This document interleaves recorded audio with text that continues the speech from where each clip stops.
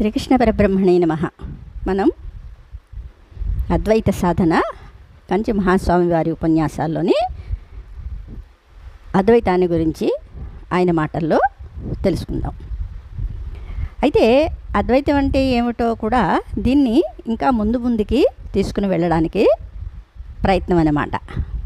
అయితే ఇక్కడ భగవద్ అనుగ్రహం వల్ల మోక్షం ఊరికే రాదు. పూజలు చేసినా, పునస్కారాలు చేసినా, యజ్ఞాలు చేసినా, యాగాలు చేసినా చిత్తశుద్ధి కలుగుతుంది అని ఎప్పుడు మనం చెప్పుకుంటూనే ఉన్నాం. కానీ ఇక్కడ మోక్షం రావాలి అంటే మటుకు పరమాత్మ యొక్క దయ కావాలి, అనుగ్రహం కావాలన్నమాట. మన తీవ్ర ప్రయత్నాల వల్ల, భగవద్ అనుగ్రహం వల్ల ఈ జన్మలోనూ రాబోయే జన్మల్లోనూ బ్రహ్మ సాక్షాత్కారం లభిస్తుంది. అనగా తానే బ్రహ్మమును భావన లేదా స్థితి. ఇక్కడ మనం ఒక పాయింట్ చెప్పుకోవాలి. పిపీలికాది బ్రహ్మ పర్యంతం పరమాత్మ అందరిలోని ఉన్నాడు అని కదా మనం చెప్పుకుంటున్నాం. శాస్త్రాలు చెప్తున్నాయి, వేదాలు చెప్తున్నాయి, అదే కదా.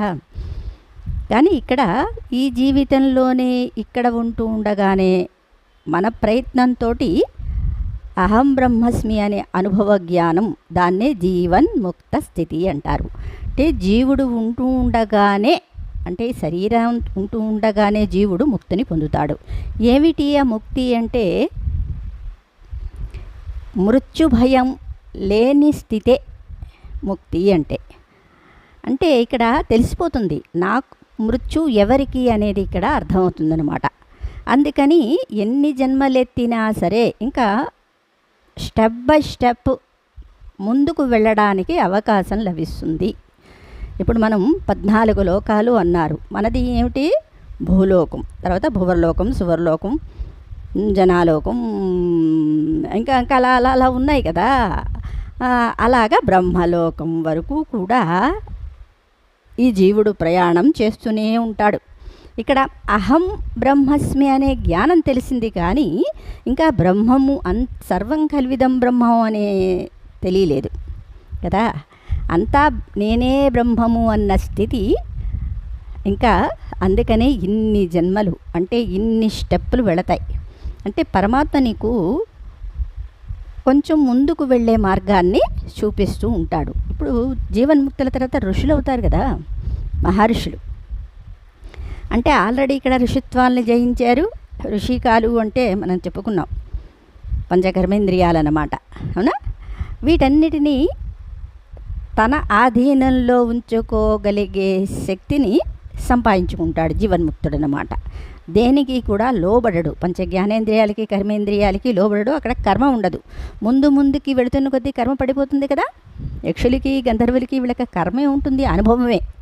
అంటే ఇక్కడ తపస్సు చేశారు ఈయన. అహం బ్రహ్మస్మి అనేది కోట్ల కొద్దీ పుణ్యం అన్నమాట. ఆ పుణ్యాన్ని అనుభవించడానికి ముందుకి వెళుతూ ఉంటారు. ఆఖరికి లాస్ట్ బ్రహ్మలోకానికి వెళ్ళి అక్కడ బ్రహ్మజ్ఞానాన్ని తెలుసుకొని బ్రహ్మతో పాటు మోక్షాన్ని పొందుతారు. కానీ క్షీణే పుణ్యే మర్త్యలోకం విశంతి అన్నారు కదా. ఒకవేళ అక్కడ జారిపోతే, ఎక్కడ జారిపోయినా సరే మళ్ళీ ఈ మత్స్యలోకానికి అంటే మృత్యులోకం అన్నమాట రావలసిందే. అంటే మీరు ఆలోచించండి, మన చిన్న దేవతలు పూజలు, ఈ గురువులు నేనే భగవంతుణ్ణి అంటారు. అది ఎంత హాస్యాస్పదమో అర్థమవుతుంది కదా. అంటే ఇక్కడ మనం ఏం చేస్తున్నామంటే చిన్న పొరపాటు చేస్తున్నాం. మోక్షం అంతా బ్రహ్మమే, నాకు ఇంకా ఈ జన్మ వద్దు అని అద్వైతాన్ని తెలుసుకోవడానికి తెలుసుకుంటూ మళ్ళీ మనం ద్వైతంలోకి పడిపోతున్నాం. అంటే మళ్ళీ కోరికలు, దేవతలు, ఆరాధనలు. ఇక్కడ చీర ముఖ్యమా, గాజులు ముఖ్యమా, లేకపోతే అక్కడ ఆ సరంజామా ముఖ్యమా? అది కొంచెం మనం, అందుకనే కదా మానవుడికి ఆలోచన అనే విధానాన్ని ఇచ్చాడు పరమాత్మ. ఆలోచించండి కొంచెం. ఎందుకంటే మన ఎవరి విధిని, ఎవరి కర్తవ్యాన్ని వాళ్ళు పర్ఫెక్ట్గా ధర్మంగా నిర్వర్తిస్తూ ఉంటే పరమాత్మ అక్కడే ఉన్నాడు, జస్టిస్ చేస్తాడనమాట. అర్థమైందా? శ్రీకృష్ణ పరబ్రహ్మణే నమః. ఇక్కడ ఈయనేం చెప్తున్నారో విందాం. సరే, ఈ అనుగ్రహాన్ని ప్రసరించేదెవరు అంటే పరమాత్మ అనమాట. అంటే అహం బ్రహ్మస్మి అనుభవాన్ని కలిగింది అంటే అది పరమాత్మ యొక్క కటాక్షం. మాయ చూపించే నాటకంలో జీవులు ప్రపంచం ఉన్నా దానికి ఒక క్రమ పద్ధతి ఉంది కదా, అది పిచ్చి చేష్ట కాదు. పరమాత్మ సృష్టించిన ప్రకృతిలో క్రమశిక్షణ ఉంది. అందుకనే అష్టమూర్తి భృ దేవ పూజనం అన్నారు. అంటే అన్ని అష్టమూర్తుల్ని పరమాత్మ సృష్టించాడు, వాటిలోని పరమాత్మని పూజించాలి అని కదా. మనం ఏం చేస్తున్నామంటే పరమాత్మ సృష్టించిన వాటిని పక్కన పెట్టేసి మన సృష్టి మనం అంటే జీవుడు సృష్టి చేసేసుకుంటూ వెళుతున్నాడు. మరి సృష్టి చేస్తూ ఉంటే దానికి ఫలాన్ని కూడా అనుభవించాలి కదా.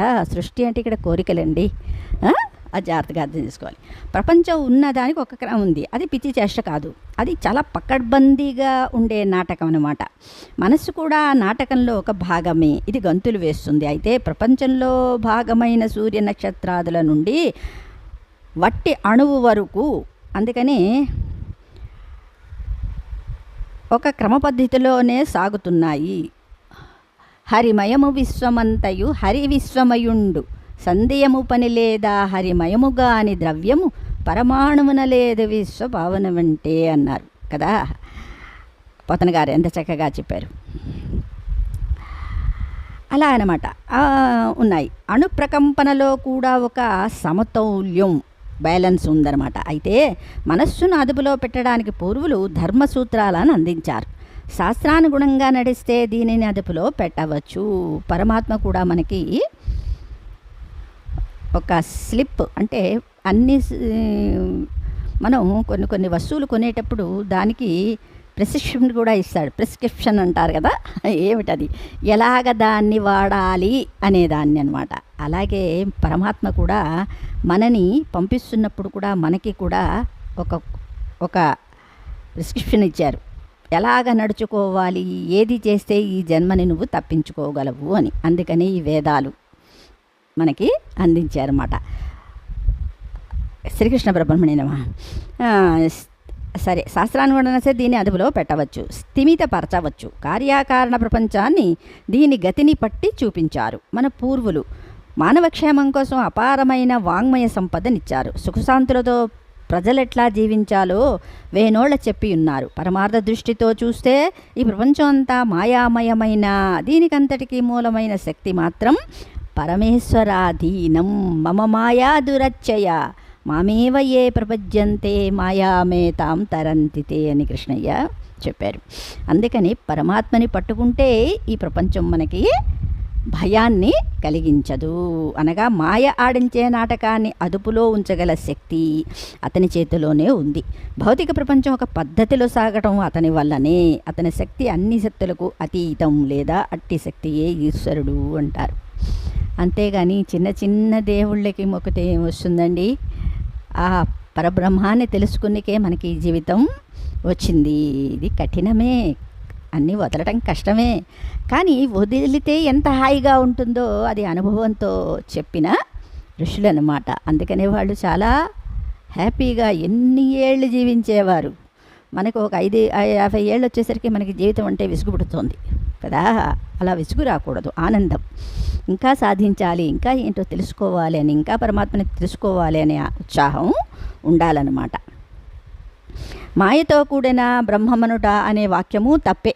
ఇక్కడ కూడి లేదు ఆయన. పరమాత్మ ఏమిటి? నిర్గుణుడు, నిరాకారుడు, నిష్క్రియుడు. మాయ ఉంటేనే ఇక్కడ క్రియ ఉంది, మాయ లేకపోతే అసలు క్రియ లేదు కదా. తను చేయలేక మాయని స్వాధీనం చేసుకొని అక్కడ ఈశ్వరుడుగా అంటే తన యొక్క ప్రతిరూపం. ఇక్కడ తండ్రి కొడుకుల సంబంధంలాగా అనమాట. అవునా? తండ్రి గర్భాన కొడుకు తండ్రిలాగే ఉంటాడు, కానీ తండ్రా కాదు కదా. తండ్రిలాగే పనులు చేస్తూ ఉంటాడు, ఆ బాధ్యతల్ని వహిస్తాడు. అలా అనమాట. అతడికి ఇంకొకరితో కలియడమే కుదరదు కనుక మాయతో కూడినట్లుగా ఉన్న బ్రహ్మమని జాగరూకతతో చెప్పాలి అన్నారు. అట్టి ఈశ్వరుడు ఈ జీవులను ప్రపంచాన్ని నడుపుతున్నాడు. అతని నియమంలోనే జీవులు గిరగిరా తిరుగుతున్నాయి. ఈశ్వరా సర్వభూతానాం హృదయ సర్జన తిష్టతి భ్రామయన్ సర్వభూతాని యంత్రారూఢాని మాయయా అన్నారు. ఈ మాయ అనే తెరను తొలగించుకోవటానికి ఈశ్వరుని అనుగ్రహం కావలసిందే. దానివల్లనే మనస్సును దాటి బ్రహ్మ సాక్షాత్కారాన్ని పొందగలం. అంతా ఈశ్వర శక్తిపైయే ఆధారపడి ఉంది అని చెప్పారు. ఈ మాయా ప్రపంచంలో మన కర్మలకు తగిన ఫలాలను ప్రసాదించేవాడు ఈశ్వరుడే. ఏ కర్మకు ఏ ఫలమో నిర్దేశించువాడు అతడే. మన ప్రతి చర్యకు ఒక పర్యవసానం ఉంటుంది. దీన్ని తొలగించువాడు ఈశ్వరుడే. ఇట్లా కర్మలు చేయటం, వాడికి తగ్గ ఫలాలను పొందటం, కొత్త కొత్త శరీరాలను ధరించడం, ఇదంతా చక్రభ్రమణం వంటిది. కర్మ చేయడం ఆగిపోతే కర్మరహితుడైన బ్రహ్మమును పట్టుకోగలము. అసలు జీవుణ్ణి కర్మ చేయించినట్లుగా చేసేది ఏమిటి? మనస్సే. మనస్సు ప్రేరణ చేస్తూ ఉంటే కర్మలను చేస్తున్నాం కనుక మనస్సు ఆగిపోతే కర్మలు ఆగిపోతాయి. అందుకనే అన్ని పుణ్యాల కంటే కూడా ధ్యానం చాలా గొప్పది అని అందుకని చెప్తారన్నమాట. ఒక చిన్న పూజ కంటే అదిగే పూజనం జప చింతన క్రమాత్ అన్నారు రమణ మహర్షి. పూజ చేస్తే అది ఏ పూజ అయినా కావండి. అంటే ఇక్కడ ఉపాసన కూడా, ఉపాసన అనేది చెయ్యగా చెయ్యగా చెయ్యగా చెయ్యగా బ్రహ్మాన్ని తెలుసుకునే, అంటే ఆ దేవతని తెలుసుకునే జ్ఞానం కలుగుతుంది. ఆవిడ ప్రత్యక్షం అవుతుంది. కానీ అక్కడ మోక్షం ఇస్తుందా ఆవిడ అంటే ఇవ్వదు కదా. నువ్వు కోరుకునే ఫలాలని నీకు ఇస్తుంది. అందుకనే అష్టసిద్ధులు కూడా అవి ప్రపంచాన్ని మోహంలో పడేసేవే. వాటిని కూడా కాకిరెట్టలాగా రామకృష్ణ పరమహంస చెప్తారు, దులిపేయాలన్నమాట. వాటికి లొంగిపోతే మళ్ళీ మనం ఈ మాయకి లొంగిపోయినట్టే. సరే, కనుక ఆ మనస్సు ఆగిపోతే కర్మలు ఆగిపోతాయి. కానీ మనస్సు ఆగిపోవడానికి అంగీకరించదు. తనను తానే నాశనం చేసుకుంటుందా ఎవరైనా? ఆగిపోవడానికి అంగీకరించదు. అందుకనమాట తుపాకీ తనంతట తానే కాల్చుకుంటుందా అంటే కాల్చుకోదు కదా. అయితే మనస్సు నాశనం కావాలంటే చెప్పబోయేది ఒకటి చేస్తే చాలు. తన చావును ముందుగా తెలుసుకొని జీవ బ్రహ్మైక్యం గురించి విచారిస్తూ ఉండాలి. అదే అన్నారు. అసలు మృత్యు ఎవరికి? నాకా అని ఆలోచించండి. ఇక్కడ నేను దగ్గరికి వెళతాం. నేను అంటే శరీరానికి ఆ మృత్యువు అంటే కాదు, శరీరాన్ని కాలుస్తున్నాం మనం కదా. మనస్సా అంటే మనస్సు నేనా అంటే మనస్సును కూడా తీసుకోగలుగుతున్నాం, మనస్సును కూడా లేకుండా చేసుకోగలుగుతున్నాం. ఇక్కడ ప్రాణమా అంటే ప్రాణాన్ని మనం గమనిస్తున్నాం కదా. అంటే ఇది మరి ఎవరికి మృత్యువు? నేను అనేది ఉంది, ఎప్పటికీ ఉంది. అది ఉంది అంటేనే అది సత్యము అని కదా. అలా అన్నమాట. అది ఇప్పుడు మనకు అదే చేస్తారు. ప్రళయంలో అన్నీ కూడా కలిసిపోతున్నాయి. కానీ పరమాత్మ ఉన్నాడు కదా, అదే ఉంది, తానొక్కడే ఉన్నాడు. అది చెప్పడానికే ఉంది అనే శబ్దం ఇక్కడ పరమాత్మకి సూచించబడిందనమాట. ఏది ఉందో అది సత్యము, తక్కినవన్నీ కూడా వచ్చిపోయేవి. శ్రీకృష్ణ పరబ్రహ్మణే నమః. ఈ ఐక్యం కూడా సరే విచారిస్తూ ఉండాలన్నమాట. ఈ ఐక్యం కూడా మనస్సు పోయిన తరువాతనే ప్రాప్తిస్తుంది. అది గమనించండి. మనస్సు ఉన్నంత వరకు అహం బ్రహ్మస్మి అనుభవ జ్ఞానం, అంటే నేనే అనే అనుభవ జ్ఞానం రాదు. మనస్సు లేని స్థితి అంటే అన్నిటినీ తీసేయాలని మనం చెప్పుకుంటూనే ఉన్నాం కదా. ఆ స్థితిని పొందగలిగితే ఇంకో మృత్యువు లేదు. ఇక్కడ మృత్యువు లేదు అంటే మృత్యు భయం లేదు ఇక్కడ. దీనినే నిధిధ్యాసనమని అంటారు. దీన్ని చాలా పట్టుదలతో సాధించాలి. తీవ్రంగా అద్వైత సాధన జరగాలి. ఇట్లా చేయడము ఒక రకమైన కర్మయే. నడవటం కాళ్ళ పని, తినటం నోటి పని, అట్లాగే ఆలోచించడం మనస్సు యొక్క కర్మయే. కానీ ఎంతవరకు కావాలి చెప్తున్నాం కదా. ఇంటి వరకు వెళ్ళడం వరకు, ఆయన దర్శనం అయ్యే వరకే ఈ ఆలోచన విధానం కావాలి. తర్వాత అక్కర్లేదు కదా. అలా అన్నమాట. మన అన్ని కర్మలను ఈశ్వరుడు చూస్తాడని, తగిన ఫలాలను ఇస్తాడని ఇప్పుడే చెప్పాను. సాధకుడు చేసే నిధిధ్యాసన అంటే ఏకాగ్రతతో కూడిన ధ్యానం. గమనిస్తూనే ఉంటాడు. తీవ్రమైన పట్టుదలతో నిజాయితీతో మనం ఆ పనిని చేస్తే సరిగా ఈ పని నిర్వహించాడని భావిస్తాడు. అర్థమైందా? ఇప్పుడు ఇక్కడ సాక్షిత్వం అనేది ఉంది. ప్రతిదాన్ని పరమాత్మ గమనిస్తూనే ఉన్నాడు. నువ్వు ఏ విధంగా నడుచుకుంటున్నావు, నీ మనస్సు ఏ విధంగా ఉంది, నువ్వు ఏ ఏ కర్మలు చేస్తున్నావు, దానికి ఎటువంటి ఫలితాన్ని ఇవ్వాలి అన్నీ ఆయన గమనిస్తున్నాడు. ఆఖరికి అందుకనే తపస్సు అంటే పరమాత్మకి ఇష్టం. అవునా? తపస్సును నేనే అని చెప్పారు ఆయన. అందుకని తపస్సులో కూడా పరమాత్మ గమనిస్తున్నారు కదా, సాక్షిత్వం అక్కడ ఉంది కదా. అందుకని చెప్పి అప్పుడు ఆయనకి ఆనందం కలుగుతుంది. అయ్యో వీడింత కష్టపడి నన్ను చేరడానికి ప్రయత్నిస్తున్నాడే, వీడికి నేను ఆ జ్ఞానాన్ని, ఆ తెలుసుకునే జ్ఞానం, దాన్నే వేదం విదితం అన్నారు. వేదం అంటే తెలియజేయబడేది, తెలుసుకోవటం కాదు, పరమాత్మ ద్వారా తెలియబడేది వేదం అన్నమాట. సరే, భిన్నుడనే భావన కలిగి చూపిస్తాడు. అనగా జీవుడు బ్రహ్మము కంటే భిన్నుడనే భావన కలిగిన మనస్సును సంహరించటకు తగిన అనుగ్రహం చూపిస్తాడన్నమాట. భగవద్ అనుగ్రహం వల్ల బ్రహ్మ సాక్షాత్కారం జరిగిందనే మాటకి ఇది అర్థం. అంతేగాని సాధకుని గత జన్మల కర్మమంతా పోయిందా లేదా అని లెక్కలు వేస్తూ కూర్చోడు. ఈయన చిట్టా ఎంత ఉంది అంటే, చిట్టా ఆయనకి తెలియకుండానే ఇక్కడ కరిగిపోతుంది. ఎందుకంటే ధ్యానం అనేది సాధారణమైన పని కాదు కదా. అందుకని చెప్పి ఆటోమేటిక్గా చిత్తశుద్ధి అక్కడ కలుగుతుంది. చిత్తశుద్ధి కలిగింది అంటే పరమాత్మకి అనుగ్రహం మనకి కలుగుతుందన్నమాట. అనుగ్రహం కలిగిందంటే చిట్టా పోతుంది. అది ఇంకా ఆయన అక్కడ నువ్వు పోయిందా లేదా అని విచారణ అక్కరలేదు అదనమాట. ఇట్లా ఆయన ఏమైనా వ్యాపార వీడన్నీ తీసేస్తే నేను మోక్షం ఇస్తాను అని కాదు కదా. ఇక్కడ లాభ నష్టాలు, గణాంక వివరాలు ఉండవు. ప్రేమ, సానుభూతి, దయ, కొన్ని చిన్న తప్పులను క్షమించుట మొదలగునవి అంతా అనుగ్రహ పరిధిలోనే లభిస్తూ ఉంటాయి. అనుగ్రహ శబ్దాన్ని ఇట్లాగా కూడా అర్థం చేసుకోవచ్చు. అంటే ఇక్కడ ఏమంటున్నారంటే అనగా అనుగుణ్యము లేదా అనురూప్యము, ఉన్న స్థితిలోనే ఉంచుట లేదా స్థిరపరచుట అని అర్థం ఉంటాను. గ్రహం అనగా గ్రహించుట, అనగా భగవాను నిర్గుణతత్వాన్ని అందిపుచ్చుకోవాలనే తపన ఉంటే ఆ నిర్గుణుడే సాధకుని ఉద్ధరిస్తాడన్నమాట. మరి ధ్రువుడికి ఏం తెలుసు? ధ్రువుడికి వయస్సు ఎంత? 5 సంవత్సరాలు కదా. ఆయనకి పరమాత్మని స్తుతి చేయటం తెలీదు. మరి ఆయన ఏం చేశారు? తన యొక్క చక్రంతో స్పృశించారు, బుగ్గ మీద ఇలా స్పృశించారు. దాంతో ఆయన్ని ఎలా స్తుతి చేయాలో అంటే వేదాలన్నీ కూడా వచ్చి తెలిసిపోయాయి అన్నమాట. అందుకని ఆయన స్తుతి చేయగలిగాడు. అందుకని పరమాత్మ అనుగ్రహం నీకు ఏమీ తెలియనవసరం లేదు. తెలుసుకోవడానికి ప్రయత్నిస్తే చాలు. ఆయన ముందు మనం 1 అడుగు వేసి ఆయన 1000 అడుగులు వేస్తారని అందుకనే అంటారన్నమాట. ఇదే అనుగ్రహం. ఇట్టి ధారణ కలిగిన జీవుని మనస్సు ఒక్కొక్కప్పుడు చలిస్తూ ఉంటుంది.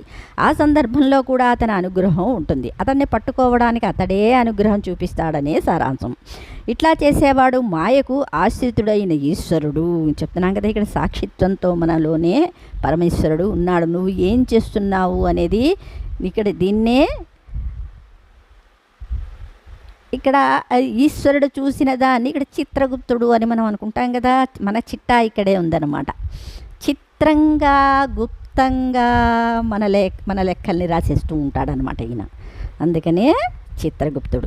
జీవులు మాయకు బద్ధులు, అతడు మాయాతీతుడు. మాయను ఆధీనంలో ఉంచుకున్నవాడు. అతన్ని బంధించని మాయతో అతడు కూడినా మాయను సంపూర్ణంగా అదుపులో పెట్టిన వాడే అతడెల్లప్పుడూ నిరాకార నిర్గుణ పరబ్రహ్మమే. మాయాశ్రితుడైన బ్రహ్మను అంటే సగుణ బ్రహ్మను పట్టుకొన్నా మాయాతీత బ్రహ్మమును చేర్చువాడే. ఇదంతా జీవ ఈశ్వరుల ఆట. అంటే ఈ ఆట అంతా ఎక్కడ జరుగుతుంది? మనలోనే జరుగుతోందనమాట. అంటే జీవుడిలోనే జరుగుతోంది. జీవుడు ఈశ్వరుణ్ణి పట్టుకోవాలనుకుంటాడు. ఈ జీవునికి అనేక జన్మల కర్మానుభవం ఉంది కదా, అది పూర్తిగా నశించలేదు కదా, ఎట్లా అనుగ్రహం చూపించేదని అతడు భావిస్తాడనమాట. ఈ సందర్భంలో జీవుడు తన సాధనను ఒక్కొక్కప్పుడు పక్కకు పెట్టి ప్రపంచ వ్యవహారాల్లో మునిగిపోతూ ఉంటాడు. మనంతే కదా, ఇవాళ ఏదో వ్రతం పెట్టుకున్నాం 9 రోజులు, ఆ వ్రతం అయిపోయింది. తర్వాత మళ్ళీ వ్యవహారంలోకి వెళ్ళిపోతున్నాం కదా.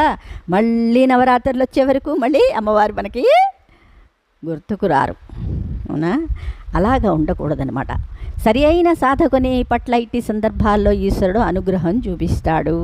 అంటే సాధన నువ్వు నీ మనస్సుతో చేస్తున్నావా, ఫలం కోసం చేస్తున్నావా, నీ ఆనందం కోసం చేస్తున్నావా అంటే అందులో నీకు ఆనందం లభిస్తోందా, లేదా వడ్డీ వ్యాపారంలాగా చేస్తున్నావా, ఇవన్నీ కూడా ఆయన గ్రహిస్తాడు కదా.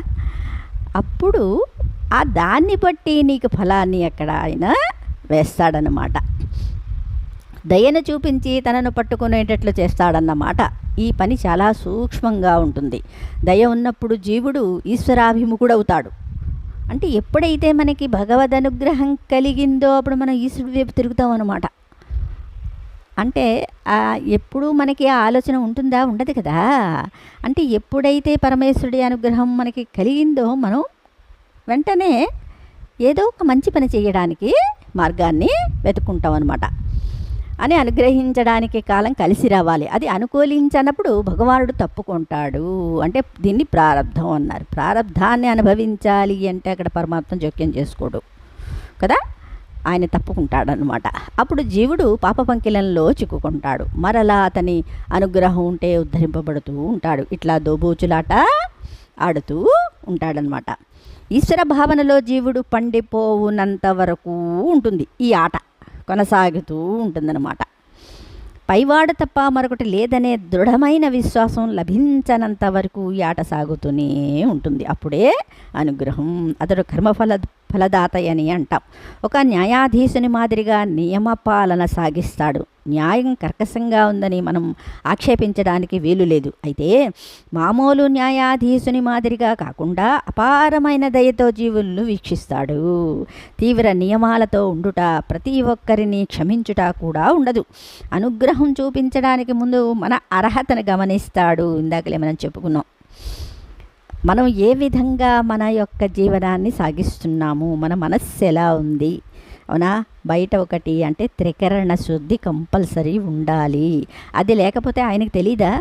నువ్వు బయటికి ఏదో మాట్లాడి మనస్సులో ఏదో అనుకుంటుంటే సాక్షి ఇక్కడే ఉన్నాడు అని గ్రహించాలి. అందరికీ ఏమిటి అంటే పరమాత్మ ఎక్కడో ఉన్నాడు అనే భావన. ఆ భావన లేక ఇక్కడే ఉన్నాడు అంటే ఎవ్వరూ కూడా తప్పు చేయరు, అవునా. ఇక్కడ ఉండి అంటే ఒక చిన్న తప్పు చేస్తే అది ఎంత పనిష్మెంటో మనకి తెలియటం లేదన్నమాట. అది ఇక్కడ చెప్తారు. అంటే పరమాత్మ ఎంత దయామయుడో, తప్పు చేస్తే అంత కఠినంగా, అంటే చేస్తే అంటే నీ కర్మఫలాన్ని అంత కఠినంగా ఇస్తాడు మరి ఆయన, అంతే కదా. అతని అనుగ్రహం ఉండదు. పూర్తిగా న్యాయ విరుద్ధంగా ఉంటే అతని అనుగ్రహం ఉండదు. గత కర్మానుభవం తొలగిపోవుట, మనోనాశనం జరుగగా తరువాత బ్రహ్మ సాక్షాత్కారం, ఇది వరస అన్నారు. అందువల్ల ఈశ్వరానుగ్రహం ఎప్పుడు పడితే ఎవరికి పడితే వారికి ఉండదని గుర్తించండి. చూసిన మనం మామూలుగా కుప్పలుగా వెళ్ళిపోతూ ఉంటాం. డబ్బు కట్టిస్తే, నెత్తి మీద చెయ్యి పెట్టిస్తే అది మోక్షం కాదు. పరమాత్మకి డబ్బు అవసరం లేదు ఇక్కడ కదా. డబ్బుతో మోక్షాన్ని కొనుక్కోగలిగితే మరి ఇన్ని రకాలుగా, ఇన్ని జన్మలు, ఇన్ని రకాల హింసలు, ఇంత వైవిధ్యం ఎందుకు ఉంటుంది భూమి మీద? ఉండదు కదా. శ్రీకృష్ణ పరబ్రహ్మణే నమః. అపవిత్ర పవిత్రో వా సర్వోవస్థాగతోపి వా యస్మరేత్, అంటే యస్మరేత్ పుండరీకాక్షం సబాహ్యాభ్యాంతర శుచి, సబాహ్యాభ్యాంతర శుచి అన్నారు కదా. శుచి అంటే దైవనామాన్ని స్మరిస్తేనే లోపల బయట శుచి అవుతున్నారు. అలాంటిది దైవ సమానులు జగద్గురువులు నడిచే దేవునిగా పేరు ఎందిన స్వామి సన్నిధిలో అపవిత్రులు ఎవరుంటారు? అసలు సాధువుల దర్శనమే పుణ్యము అంటారు. ఎందుకు ఇక్కడ సాధువు అంటే సత్యాన్ని తెలుసుకున్నవాడు, శాంతస్వరూపుడు. అదే సాధువు యొక్క లక్షణం. శ్రీకృష్ణ పరబ్రహ్మణే నమః. దీన్ని అంటే భగవద్ అనుగ్రహం వల్ల మోక్షం అనే దానికే ఇప్పుడు మనం విశ్లేషణ చేసుకున్నాం. శ్రీకృష్ణ పరబ్రహ్మణే నమః.